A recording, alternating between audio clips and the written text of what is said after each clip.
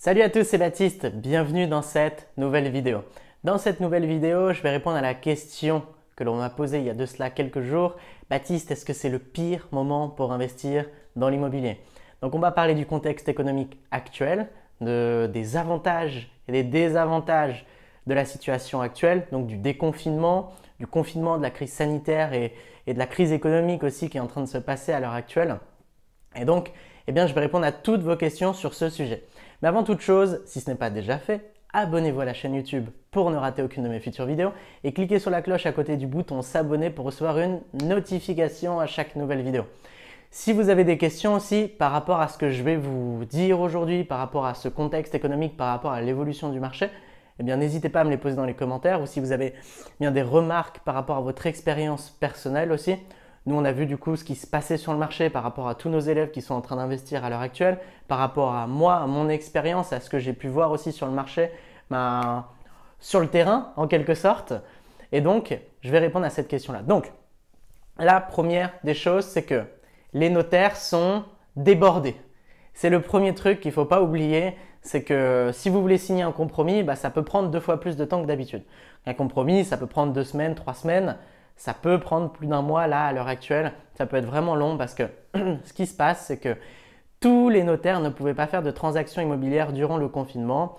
Et donc, on a eu toutes les opérations qui se sont accumulées et se retrouvent avec un goulot d'étranglement juste énorme au niveau des achats, qui est peut-être le niveau de transaction habituel, mais sur 3 mois concentré sur 2 ou 3 semaines. Habituellement, dès qu'il y a une vente, il y a la signature du compromis, on va dire 2 semaines, 3 semaines, un mois après. Là, ça va prendre plus de temps puisque toutes les personnes qui ont fait l'acquisition d'un bien durant les 3 derniers mois avec le confinement, se retrouvent en même temps à passer chez le notaire. Donc, ce qui se passe, c'est que si vous devez signer un compromis, ça prend plus de temps que d'habitude. Donc, je pense notamment à ceux qui vont acheter des colocations à l'heure actuelle. Le top, ça reste quand même d'être prêt pour la rentrée qui est en septembre si vous voulez être sûr de louer aux meilleures conditions, au meilleur prix, avec un maximum de profil et de pouvoir être sélectif justement. Ça va être peut-être un petit peu compliqué si vous achetez dès maintenant parce que justement, vous ne serez pas prêt pour la saison. En tout cas, il y a très peu de chances. D'accord? Après, on a la possibilité de réduire justement le délai entre la signature du compromis et de l'acte authentique, mais ça, c'est un autre sujet que je pourrais aborder dans une autre vidéo. Si c'est quelque chose qui vous intéresse, n'hésitez pas à me le dire. Donc ça, c'est la première des choses. Deuxième des choses, dès qu'il y a une crise dite sanitaire et économique, les banques resserrent un petit peu les conditions d'obtention de prêt. C'est-à-dire qu'un financement qui serait passé il y a de cela 6 mois très borderline ne passera peut-être pas aujourd'hui. Peut-être que les banques vont vous demander de mettre de l'apport. Peut-être que les banques vont vous demander de bénéficier de conditions qui sont moins intéressantes qu'avant ce que vous auriez pu bénéficier il y a de cela 6 mois. Donc, les banques sont un peu plus frileuses. C'est ce qui se passe à chaque crise. Et d'ici 6 mois, ce sera très probablement terminé. On sera passé sur autre chose. Maintenant, si vous avez une situation classique dite CDI, que vous n'avez pas de crédit ou très peu et que votre taux d'endettement est OK, ou que vous avez déjà fait plusieurs acquisitions qui sont vraiment rentables, je ne vois pas où est le souci. Maintenant, quelqu'un qui allait avoir un gros crédit à la consommation qui, s'il amenait une bonne affaire, allait pouvoir avoir son prêt, va galérer 3 fois plus que d'habitude, même s'il amène une bonne opération. Voilà. Donc ça, c'est hyper important aussi. C'est, encore une fois, le conseil que je peux vous donner là-dessus, c'est de soigner votre dossier, être très attentif sur l'affaire que vous allez présenter parce que la banque, elle analyse votre situation, première des choses, mais elle analyse aussi le projet que vous allez présenter. Donc là où on pouvait proposer un projet à 10% avant, c'est préférable de proposer un projet à plus si vous avez des conditions un petit peu borderline. Donc ça vous demandera plus d'énergie, plus de temps, plus d'expertise. Mais à partir de ce moment-là, ça va pouvoir éventuellement débloquer la situation et vous permettre d'investir dans l'immobilier. Donc ça, c'est vraiment ce qui se passe à l'heure actuelle sur le marché immobilier. Maintenant, il y a des avantages et ça, vous pouvez vraiment bénéficier si vous avez une situation stable par rapport justement à ce confinement d'un point de vue investissement immobilier. Ce qui se passe, c'est que toutes les personnes qui étaient pressées de vendre avant le confinement et qui ont mis leurs biens en vente le sont d'autant plus à la sortie du confinement. Donc ce qui se passe, c'est que on en a certains qui sont en situation d'endettement, d'autres qui déménagent, qui ont des prêts relais, d'autres qui divorcent, d'autres qui viennent d'hériter d'un bien justement et qui ont les frais de succession à payer assez prochainement. Donc doivent revendre le bien rapidement.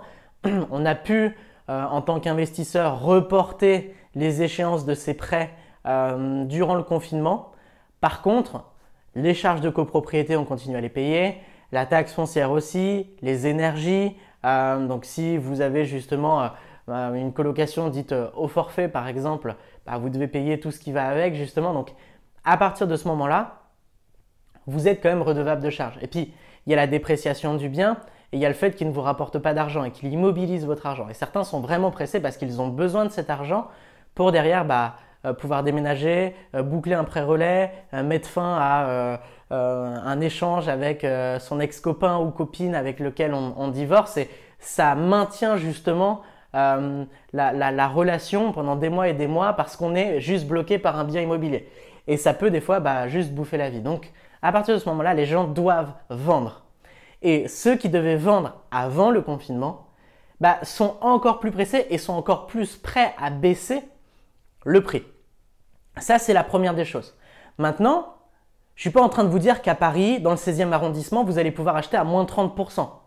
Je suis en train de vous dire que dans des villes moyennes, qui ne sont pas les villes les plus attractives au monde non plus, je ne parle pas forcément bien de Lyon, je ne parle pas forcément de Bordeaux, je ne parle pas forcément de Paris, ni même par exemple de Lille.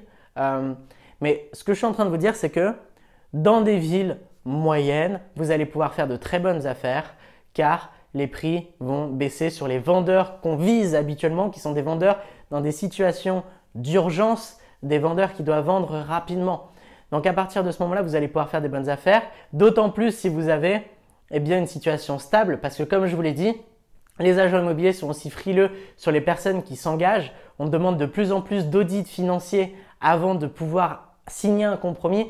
Jamais vu autant de demandes d'audits financiers. Donc, le fait d'avoir un accord de principe par sa banque pour pouvoir s'engager sur un bien. Et à partir de ce moment-là, ça limite encore le nombre de potentiels acheteurs. Et à partir de ce moment-là, vous pouvez passer beaucoup plus facilement devant tout le monde puisqu'il y a beaucoup moins de personnes que d'habitude. Donc, plus d'urgence, moins de personnes que d'habitude. Les gens sont en mode survie aussi. C'est-à-dire qu'à partir du moment où on sort d'un confinement, à partir du moment où on a une instabilité dans l'air, d'un point de vue économique, on parle beaucoup de chômage, les gens qui n'ont pas encore investi, ce qui représente 98% de la population, ne veulent pas se lancer dans ce projet-là dans un moment aussi instable économiquement. Et ça, c'est tout à votre avantage puisque vous aurez de moins en moins de candidats encore une fois. Les gens sont en mode survie, le frigo doit être rempli et il doit y avoir de l'argent sur le livret A. Et vous avez bien compris la notion d'actif, de passif, que c'était le moment pour faire une bonne affaire. Vous investissez, moins de clients potentiels. L'immobilier, c'est l'offre et la demande. Encore une fois, moins on a de demandes d'achat, plus on a d'offres, plus on peut faire de bonnes affaires. Plus les gens sont pressés, plus on peut négocier. Et plus vous avez une bonne situation, plus vous pouvez vous permettre de négocier. Donc, ça, c'est aussi intéressant et vous pouvez tirer profit de la situation de par justement le contexte. Donc, la conclusion que je peux vous apporter aujourd'hui dans cette vidéo, c'est que c'est le moment d'investir dans l'immobilier, mais pas pour tout le monde. Si vous avez des crédits à la consommation, que vous êtes endetté jusqu'au cou, faut pas forcément profiter de cette opportunité d'un point de vue marché immobilier, mais vaut mieux se concentrer justement sur l'assainissement de ses finances.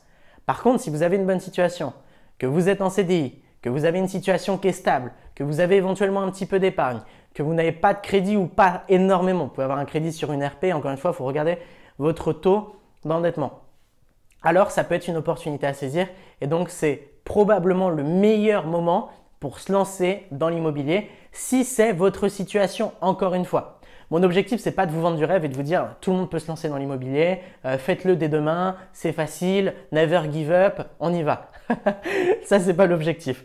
L'objectif, c'est de vous dire que si vous avez une situation stable, vous avez le bagage nécessaire pour pouvoir commencer juste l'aventure, juste avoir le droit de la commencer. Et si vous souhaitez justement être accompagné dans cette aventure, vous souhaitez être entouré d'experts, un expert travaux, un avocat fiscaliste, un expert comptable, qu'on vous aide dans votre prospection et qu'on s'engage contractuellement justement dans votre réussite, le fait que vous repartiez au minimum avec une acquisition en 6 mois, tout en vous créant un réseau, en faisant de magnifiques rencontres et en vivant une aventure humaine au top qui va vous créer des résultats plutôt intéressants d'un point de vue financier. Ce que je vous invite à faire, c'est si vous avez cette situation stable, encore une fois, je le répète, à réserver un appel avec moi-même ou un membre de mon équipe. Et ce que l'on fera, c'est qu'on analysera votre situation pour être sûr qu'on peut vous accompagner. Et si on le peut, on vous proposera l'accompagnement le plus adéquat à votre situation. Si on ne le peut pas, dans tous les cas, on vous redirigera vers les personnes compétentes. Et eh bien, si vous souhaitez, avant de réserver un appel, vous former à l'investissement immobilier, j'ai créé une conférence qui s'appelle les 9 étapes pour se créer une retraite anticipée avec l'immobilier que vous pourrez trouver justement dans la description en dessous de la vidéo. Et voilà, ça dure 2h50 et ça va vous permettre d'y voir assez clair, je peux vous l'assurer, sur l'investissement immobilier. Et à partir de ce moment-là, votre niveau de clarté sera au maximum et vous pourrez faire les choses. Donc si vous le pouvez, faites-le. Sur ce, je vous dis à très vite pour une prochaine vidéo. Mettez un like si vous avez apprécié cette vidéo. Abonnez-vous si ce n'est pas déjà fait. Posez-moi vos questions en commentaire si vous en avez, si vous le souhaitez, si vous êtes dans le flou, si vous avez même peut-être un retour d'expérience à partager. Et je vous dis à très vite pour une prochaine vidéo. Ciao, ciao!